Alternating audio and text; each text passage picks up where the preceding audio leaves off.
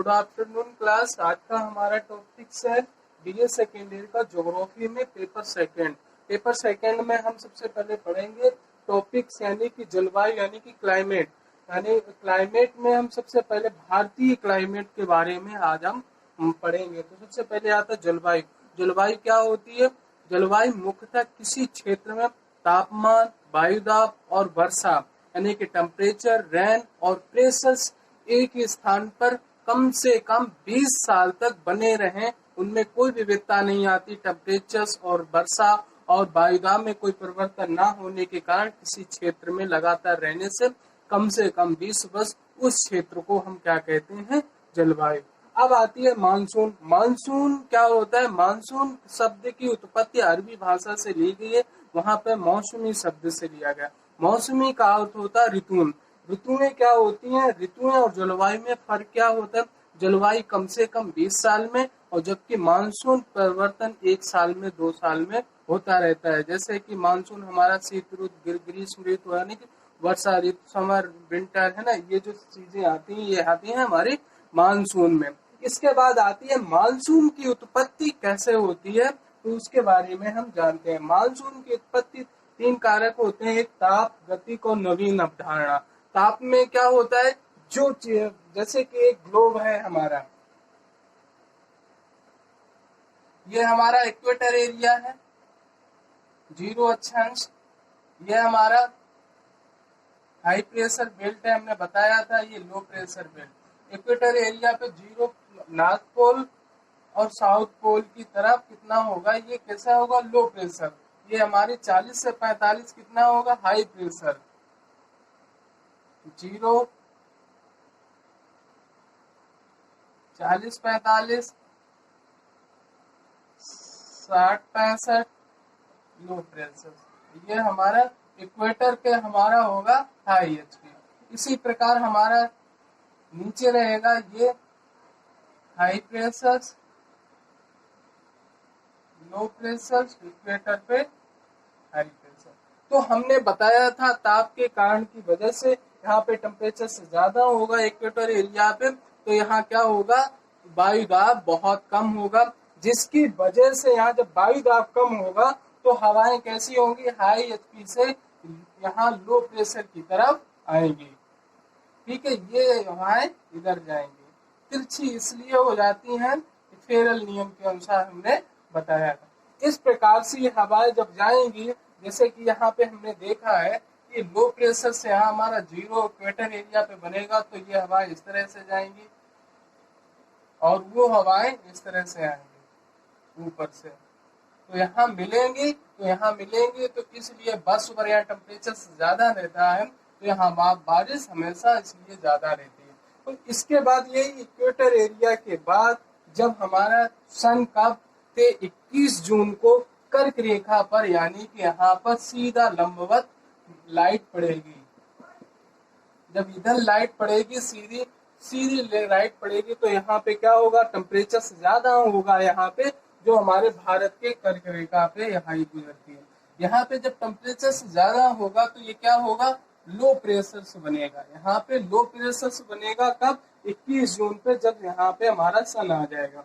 जब 21 जून को यहाँ पे लो प्रेशर बनेगा तो हवाएं कैसी होंगी? ये हमारे नीचे एरिया जो होगा, ये बेल्ट लो प्रेशर वाली ऊपर खिसक गई, तो ये कौन सी बेल्ट बचेगी? हिंद महासागर में साउथ एरिया की हाई एचपी 40-45 की ये जो हाई एचपी की बेल्ट है, तो ये हवाएं इस तरह से चलने लगेंगी।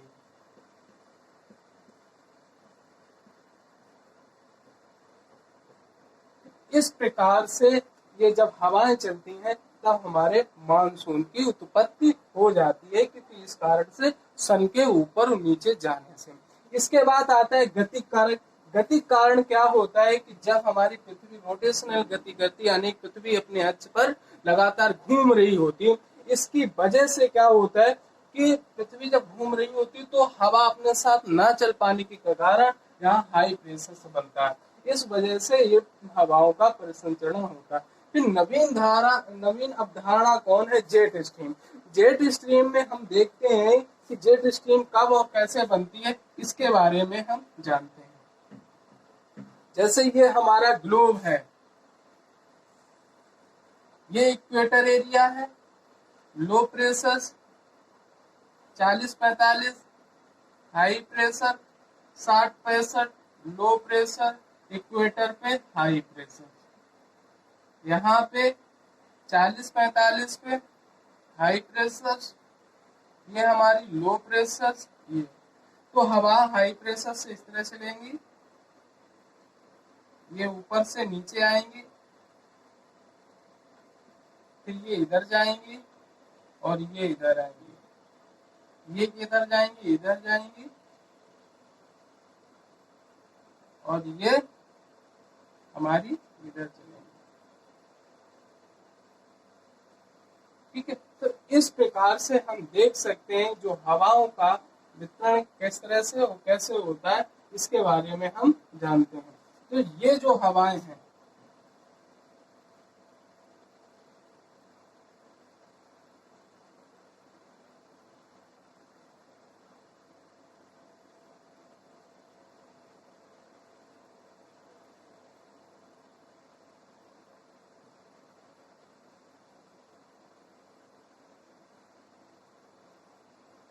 ये इधर चलेंगी, ये इधर आएंगी।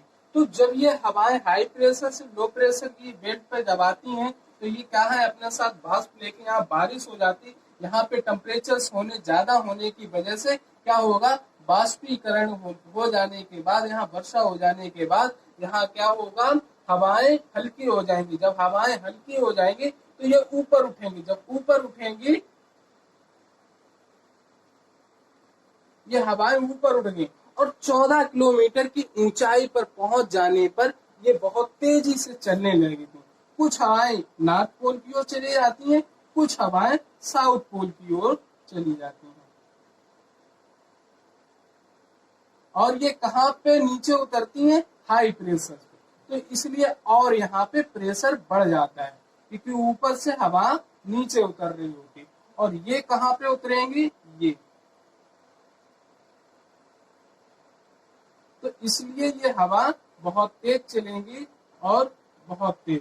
तो इसकी वजह से ये जो हवाएं ऊपर उठ के कितनी तेज स्पीड हो रहती है इनकी, 130 किलोमीटर प्रति घंटा की ऊंचाई पर, 14 किलोमीटर की ऊंचाई पे ये जेट स्ट्रीम चलती है। ठीक है, तो ये कहाँ जाती है, हाई प्रेशर पे, इक्वेटर एरिया पे। तो ये जेट स्ट्रीम हमारी हो गई। इसकी वजह से ये सर्किल फिर चलने लगता है, ये नीचे जाएंगी, फिर ये नीचे आएंगी, फिर ऊपर जाएंगे, ये तरीका से परिसंचरण होने लगता है। इस प्रकार से एक सर्किल बन जाता है और एक तरफ से ये सर्किल बन जाता है।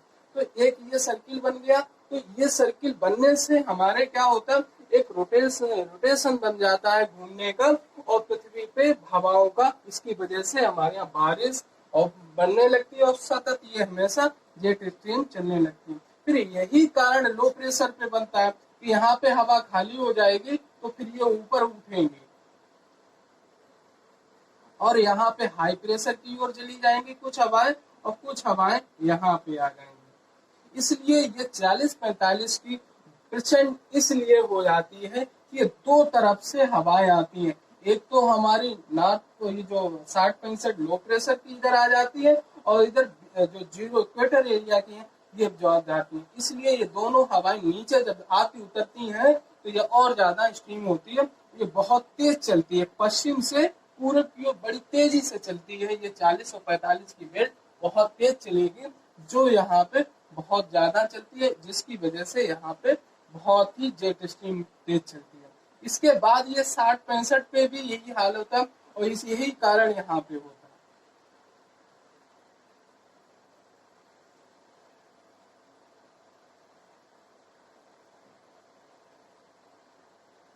इस कारण ये सर्किल चालू होने लगता है। इसी को जेट स्ट्रीम बोलते हैं, और जेट स्ट्रीम उत्पत्ति के बारे में हमने जाना।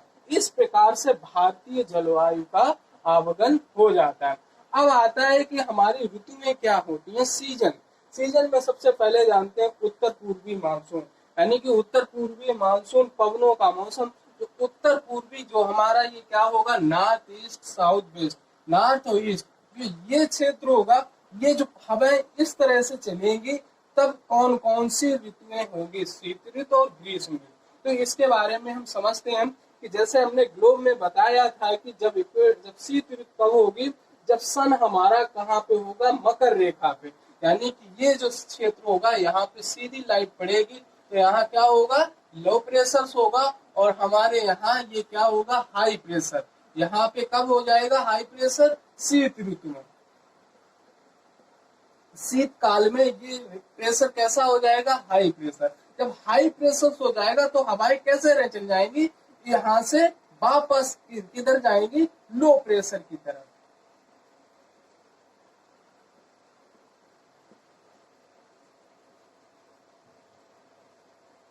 इस तरह से ये हवाएं वापस चलने लगती हैं, ठीक है। इस कारण से यहाँ पे बारिश नहीं होती है कि ऊपर से हवाएं चलती हैं। और ये ग्रीष्म ऋतु क्या होता है कि ग्रीष्म ऋतु में जब टेम्परेचर यहाँ पे ज्यादा होता है, यानी कि 30 जून तक पहुंचे पर हमारी ग्रीष्म ऋतु 15 मार्च से 15 जून तक रहता है, तो जो 15 जून तक पहुंचते पहुंचते सन यहाँ पे नहीं पहुंचे, यहाँ पर आ जाता, धीरे धीरे पहुंच नहीं पाता पूरी तरीके से कर्क रेखा पर, तो फिर क्या होता है कि यहाँ की जो हवा, यहाँ पे हाई प्रेशर दबी बना होता है और हवाएं इस तरह से चल रही होती है, ठीक है। इस कारण से हमने पूर्वी मानसून पवनों के अनुसार देखा। इस मानसून में, यानी उत्तरी पूर्वी मानसून जो हवाएं चलती हैं, इस पे बारिश ज्यादा नहीं होती है।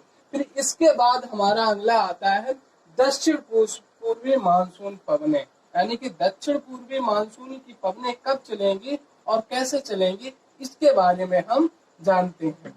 तो सबसे पहले आता है वर्षा ऋतु, यानी कि वर्षा ऋतु कब होगी, जब हमारे यहाँ दक्षिण पश्चिम मानसून पवने हवाएं चलेंगी, यानी कि जब ये हमारा इक्वेटर एरिया पर, यानी कर्क रेखा पर लो प्रेशर होगा, 21 जून को यहाँ पर सीधी किरणें पड़ेंगी, तो क्या होगा कि जब यहाँ सीधी लो प्रेशर होगा तो ये हाई प्रेशर इक्वेटर एरिया पे बनेगा, तो यानी एक भूमध्य रेखा पर, तो ये हवाएं इस तरह से चलने लगेगी। ये जो हमारा वेस्टर्न घाट है यहाँ पे, यानी कि केरल, तमिलनाडु, तो यहाँ पे काफी ऊंची चोटियों होने की वजह से यहाँ से टकराती हैं ये हवाएं, और यहाँ 1 जून, फिर 5 जून, 10 जून, 15 और लास्ट जून तक, यानी 1-2 जुलाई तक पूरे भारत में बारिश चालू हो जाती है। तो यहाँ पे धीरे धीरे करके बारिश होने लगती है। इसके बाद क्या होता है, यहाँ से सीधे पानी ऊपर बढ़ते हुए, और यहाँ पे बारिश इसलिए मरुस्थल नहीं होता कि यहाँ पे पानी टकराने की कोई संभावना नहीं होती है, और सीधे नीचे अरावली पहाड़ी को क्रॉस कर जाती है हवाएं और हिमालय बस से टकराती है, और जो यहाँ पे बारिश करती है। और जो हमारा महाराष्ट्र, केरल है, क्योंकि ये वेस्टर्न घाट है, यहाँ पे टकराने से कुछ बारिश हो जाती है।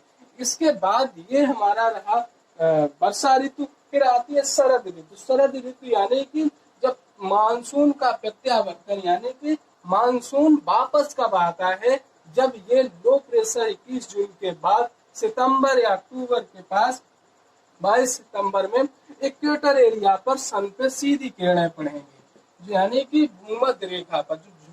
जब भूमध्य रेखा पर सीधी किरणें पड़ेंगी सूरज की, तो क्या होगा, ये हवाएं वापस चलने लगती हैं, यानी कि फिर वापस आएंगी यही हवाएं लौट के। तो ये सूखी हवाएं होती हैं, लेकिन ये जब बंगाल की खाड़ी में से गुजरती हैं तो इनमें नमी आ जाती है, और ये नमी लेके जैसे ही आगे बढ़ती है तो ये हमारा तमिलनाडु का क्षेत्र है। तो तमिलनाडु के क्षेत्र को यहाँ से टकराती है, क्योंकि ये वेस्टर्न घाट है, कि काफी बड़ा पर्वत श्रेणी के रूप में कह सकते हैं, यहाँ टकराती है। तो यहाँ पे अक्टूबर और नवंबर में तमिलनाडु में बारिश होती है। ये इसलिए कह सकते हैं कि तमिलनाडु में प्रत्यावर्तन, मानसून प्रत्यावर्तन से ही बारिश यहाँ पर होती है। इस प्रकार से हमने भारतीय जलवायु के बारे में जाना। एक और आता है कि पश्चिमी विक्षोभ। जैसे हमने बताया था कि जो हाई प्रेशर से 60-65 के बीच में चलती हैं हवाएं, 40 से, यानी कि 40-45 से 60-65 के बीच में जो ये हवाएं चलती हैं, तो सर्दियों में ये पेटी नीचे खिसक आती है। तो ये जो हमारी 40-45 की पेटी, इस तरह से हवाएं ऊपर की ओर चलती हैं। जब ये सर्दियों में पेटी नीचे खिसक आती, तो यहाँ से भूमध्य सागर, काला सागर से पानी कुछ बाष्पीकरण होके और यहाँ पे हमारे भारत में, पश्चिमी भारत में बारिश होती है। जैसे पंजाब, हरियाणा और पाकिस्तान में भी, जम्मू कश्मीर में भी यहाँ पे बारिश होती है कब, शीतकाल में। तो ये किसके लिए बहुत उपयोगी होती है? ये मुख्यतः फलों की खेती के लिए बहुत उपयोगी होती है और गेहूं के लिए भी बहुत फायदेमंद रहता है। इस प्रकार से हमारा जलवायु क्लाइमेट टॉपिक खत्म होता है।